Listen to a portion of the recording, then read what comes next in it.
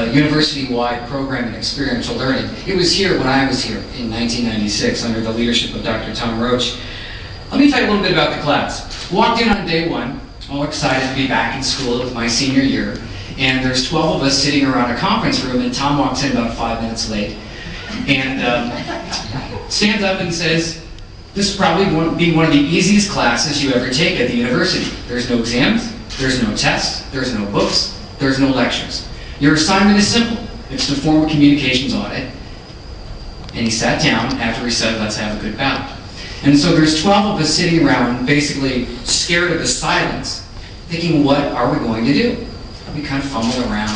And basically the genesis of the class is to form a consulting company, go out and hire a real client that paid us money to perform a communications audit. And the experience that we had was immeasurable.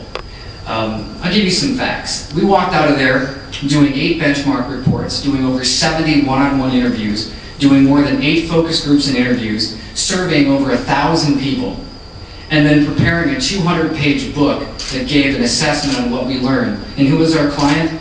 Our client was the city of Hammond. And at the end of that experience, 12 of us stood up in front of the mayor, his chief of staff, the head of the police department, and presented our findings to them.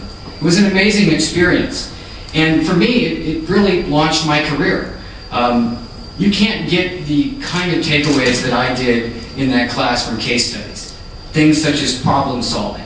You can't get that from reading a textbook. I learned how to persevere through adversity.